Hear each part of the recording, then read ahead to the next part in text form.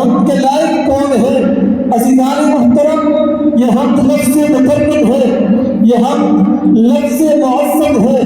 حمد ہی کی وجہ سے روح کو غذا اور توانائی ملتی ہے۔ یہ حمد یہ وجہ شکر ہے، اور یہ حمد ہے کس ذات کی؟ عزیزان محترم، یہ حمد اس ذات کی ہے جو ذات خالق عالم ہے۔ یہ حمد اس ذات کی ہے جو ذات صانع عالم ہے۔